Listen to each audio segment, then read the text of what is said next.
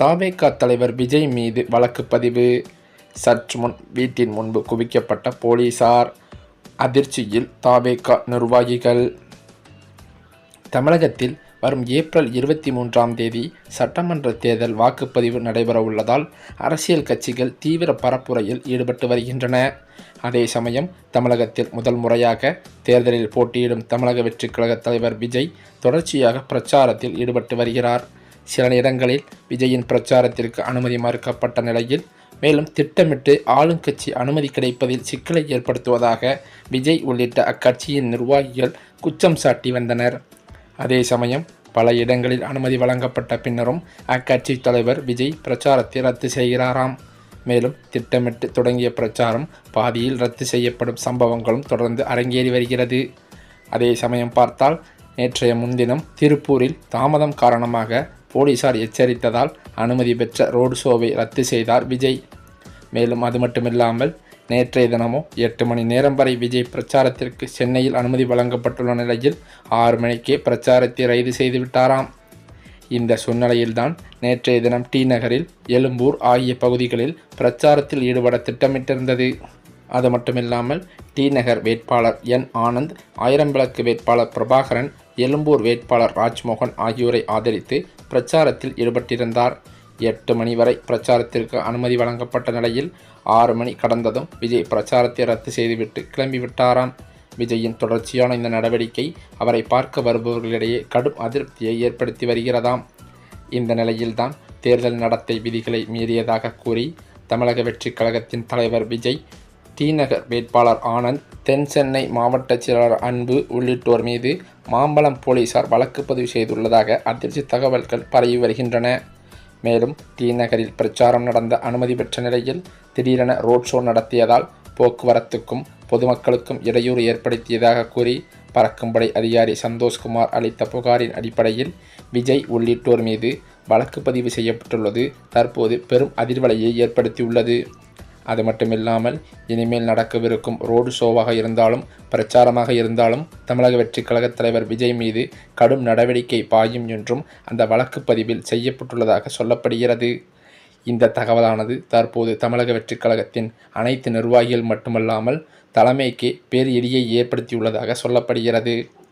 மேலும் அது மட்டுமில்லாமல் தற்போது வரை டி நகரில் பிரச்சாரம் நடந்த அனுமதி பெற்ற நிலையில் திடீரென அந்த ரோட் ஷோ நடத்தியதால் தான் போக்குவரத்திற்கும் பொதுமக்களுக்கும் இடையூறு ஏற்படுத்தியது என்று பறக்கும்படை அதிகாரி சந்தோஷ்குமார் அந்த புகாரில் அவர் தெரிவித்துள்ளதாகவே தகவல்களும் வெளியாகியிருக்கிறது.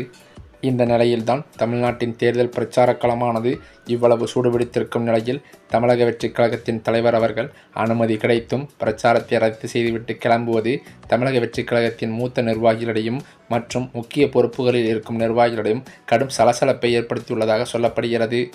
மேலும் திடீரென ரோட் ஷோ நடத்துவது, திடீரென அனுமதி இல்லாத போது பிரச்சாரத்தை மேற்கொள்வது என்று அவர் செய்து கொண்டிருப்பதால் அவர் மீது வழக்கு பதிவு செய்யப்பட்டுள்ளதாகவும் அவர் கைது செய்யக்கூட அதிக வாய்ப்புகள் இருப்பதாகவும் தகவல்கள் வெளியாகியுள்ளது.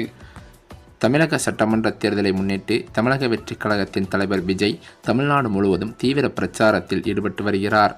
2024 பிப்ரவரியில் கட்சியை தொடங்கிய விஜய் 2026 சட்டமன்ற தேர்தலில் தனித்து போட்டியிடும் முடிவுடன் அவர் களமிறங்கியிருப்பதும் குறிப்பிடத்தக்கது.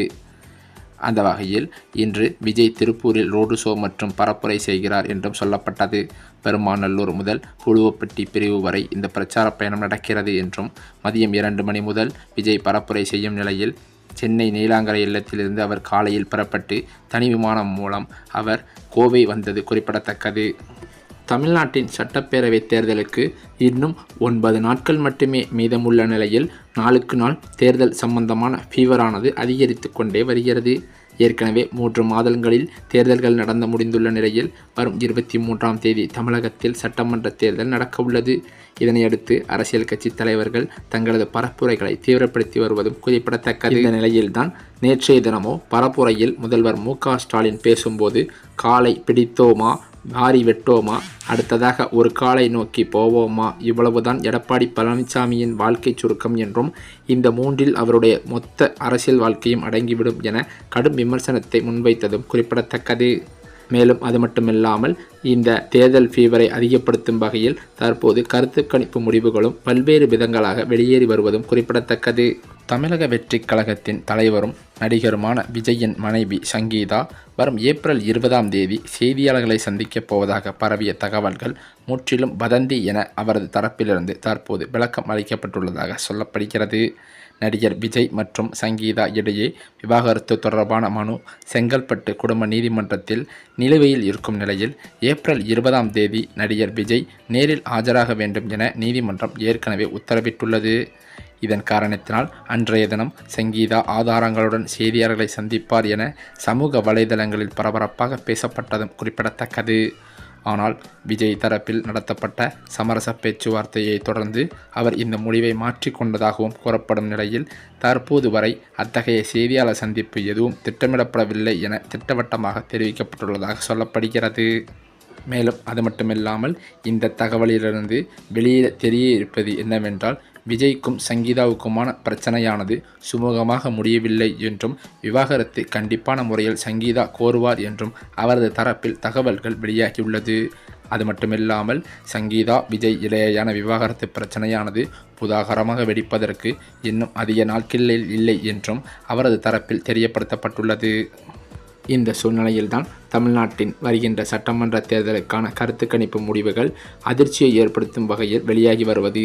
தமிழக சட்டமன்ற தேர்தல் களம் இறுதிக்கட்டத்தை எட்டியுள்ள நிலையில் தமிழக வெற்றிக் கழகத்தின் வேட்பாளர் ஒருவர் அதிமுக பொதுச் செயலரான எடப்பாடி பழனிசாமியிடம் விலை போய்விட்டதாக எழுந்துள்ள புகார் அரசியல் வட்டாரத்தில் பெரும் அதிர்வலைகளை ஏற்படுத்தியிருக்கிறது.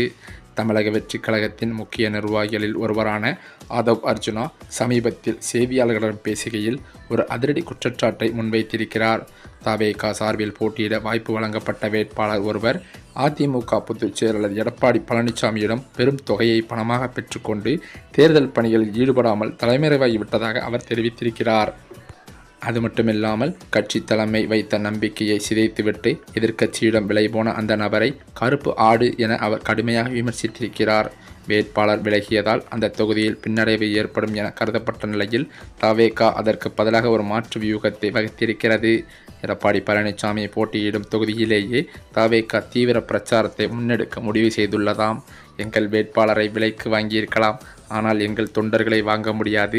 வேட்பாளர் இல்லாவிட்டாலும் இபிஎஸ் தொகுதியில் தவேகாவின் பலத்தை காட்டுவோம் என ஆதவ் அர்ஜுனா தற்போது பேசியிருப்பது பெரும் பரபரப்பாகவே பேசப்பட்டு வருகிறது. அது மட்டுமில்லாமல் தேர்தல் நேரத்தில் ஒரு கட்சியின் வேட்பாளரை மற்றொரு கட்சி தலைவரிடம் பணம் பெற்றுக்கொண்டு காணாமல் போவது என்பது தமிழக அரசியலில் இதுவரை கண்டிராத ஒரு விசித்திரமான சூழலை உருவாக்கியிருக்கிறது என்றே சொல்லலாம்.